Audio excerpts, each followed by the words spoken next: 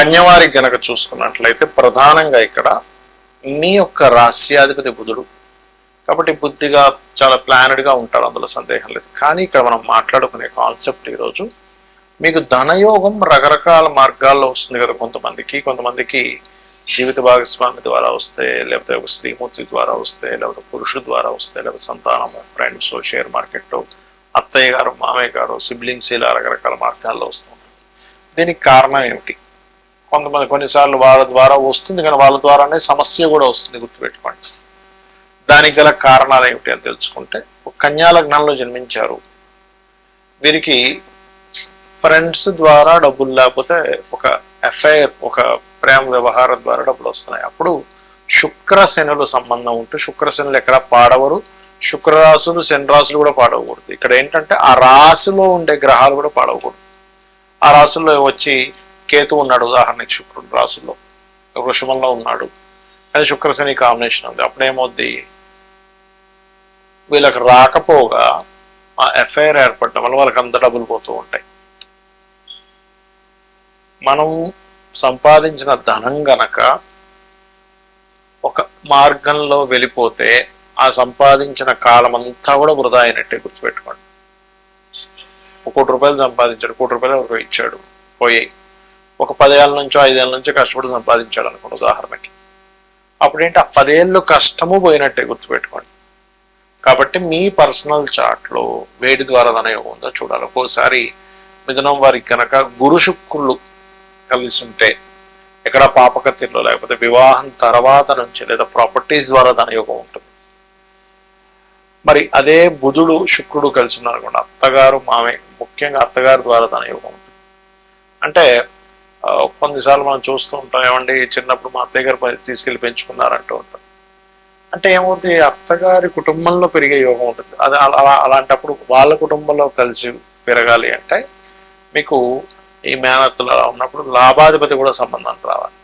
అప్పుడు వాళ్ళకి పిల్లలు లేరు కాబట్టి ఈయన తీసుకెళ్ళి పెంచుకున్నారు, లేకపోతే ఈ అమ్మాయిని తీసుకెళ్ళి పెంచుకున్నారు, తద్వారా ధనం వచ్చింది. కొంతమందికి ఎఫ్ఐఆర్ ద్వారా డబ్బులు వస్తుంది. అయితే ఇది కొంచెం చాలా జాగ్రత్తగా చూడవలసింది, అది అంత ఈజీ కాదు. అది రావాలని కూడా మనం ఎవరు వెంపర్లాడడం లాంటివి చేయకూడదు. అది యోగం ఉంటే వస్తుంది ఒక్కోసారి, కాకపోతే దాని ద్వారా డబ్బులు పోగొట్టుకుంటారు కూడా.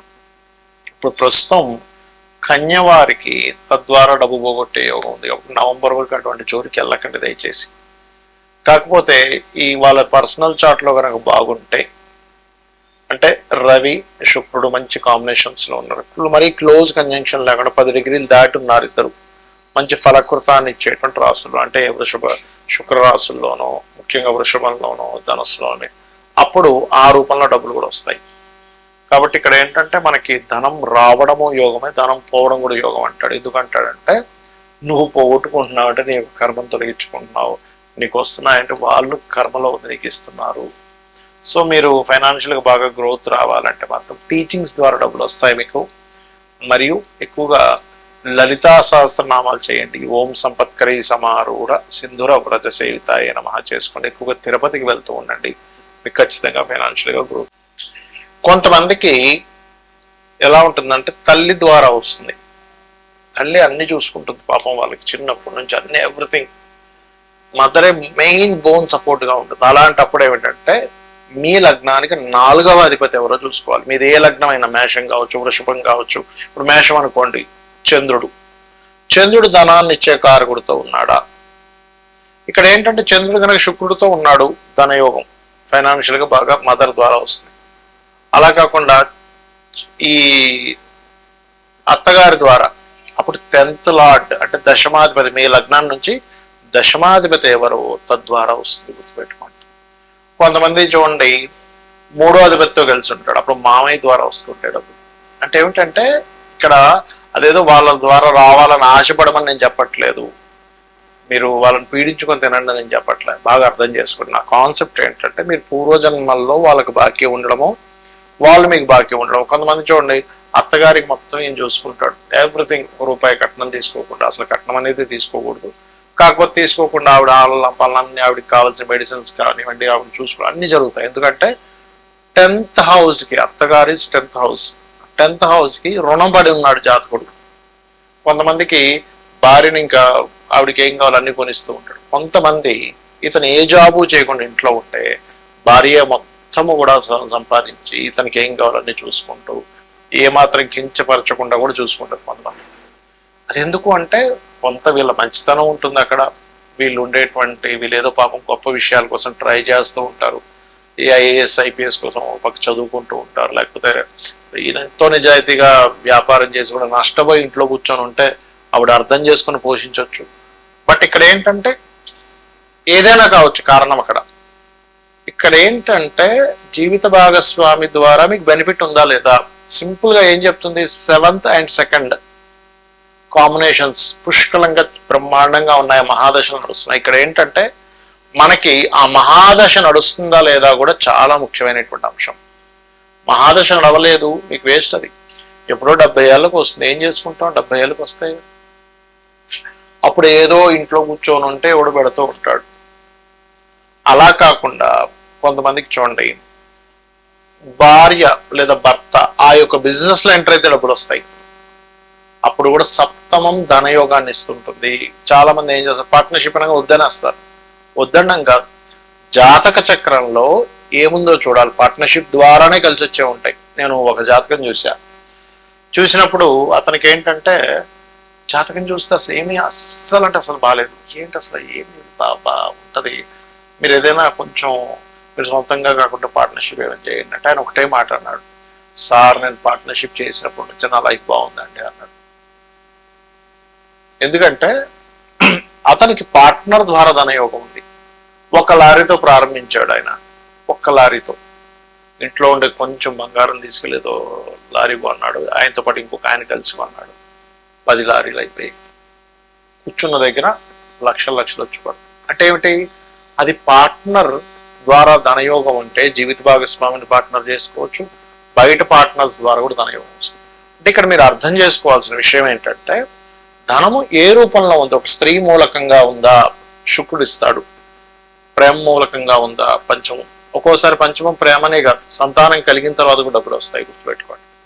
అంటే మీకు ఆ పర్సన్ పర్టికులర్ గా ఒక మనిషితో యోగం ఉన్నప్పుడు ఆ పర్టికులర్ జీవుడు అక్కడే జన్మిస్తాడు, గుర్తుపెట్టుకోండి. ఆ సర్కిల్లోనే జన్మిస్తాడు, అక్కడ ఉండే దాంట్లోనే జన్మిస్తాడు, ఆ పర్టికులర్ స్కూల్కే వెళ్తాడు, ఆ పర్టికులర్ కాలేజీకే వెళ్తాడు, ఆ పర్టికులర్ జాబ్కే వెళ్తాడు, అక్కడ ఎవరో పరిచయం అవుతారు, లేదా ఆ పర్టికులర్ మనిషినే పెళ్లి చేసుకుంటాడు. బికాజ్ ఆఫ్ దాన్నే యోగము అంటుంది జ్యోతిషాస్త్రం. యోగం అది ఇబ్బంది పెట్టేదైనా యోగమే అంటుంది, మంచిదైనా యోగం ఉంటుంది. ఎందుకంటుందంటే ఇబ్బంది పెట్టేదైనా యోగం ఎందుకు అవుతుందంటే ఇబ్బంది పడుతున్నావు నువ్వు, కానీ కర్మని తొలగించేసుకుంటున్నావు. సో కర్మ తొలగిపోవడం కూడా యోగమే కదా, మంచి కూడా యోగమే. ఎందుకంటే నీ కర్మని అనుభవిస్తున్నావు, రావాల్సిందని అనుభవిస్తున్నావు, నీ కర్మను తొలగించుకుంటున్నావు, కాబట్టి 2 యోగాలే. అయితే ఇక్కడ చాలా మందికి ఏమండి మాకు పార్ట్నర్స్ ద్వారానో లేకపోతే ఎవరి ద్వారా రావాలనుకుంటున్నాము అనే ఒక చిన్న ఆశ ఉంటుంది. అప్పుడు ఏ గ్రహం ద్వారా అయితే పాడై మీరు ఇబ్బంది పడుతున్నారు ఆ గ్రహానికి దానం ఇచ్చుకోవాలి. అంటే ఉదాహరణకి రవి ద్వారా కంపోస్ట్ అయింది, గోధుమలు దానంగా ఇవ్వడం, సూర్య నమస్కారాలు చేసుకోవడం. చంద్రుడి ద్వారా అయింది, అయితే చంద్రుడి ద్వారా అయ్యి చంద్రుడు స్పాయిలే గనక శుక్రుడితో ఉంటే మీకు చాలా అంటే చాలా మటుకు స్త్రీల మూలంగా నష్టపోవడం జరుగుతుందండి. రావడం పక్కన పెట్టండి, ఎవరో పరిచయం అవడం మనం చూస్తూ ఉంటాం. ఫేస్బుక్స్లోని ట్విట్టర్స్లోని ఎవరో పరిచయం అయ్యారు, నేను ఇంక ఇండియాకి వచ్చేస్తున్నా అని చెప్పారు, తెర చూస్తే అల్లదేదో మన ఫ్లైట్ ఎయిర్పోర్ట్లో బ్లాక్ అయిపోయింది, ఆ డబ్బులు కడితే కానీ అది రాదన్నారు. ఇలాంటివన్నీ మనం వింటూ ఉంటాం.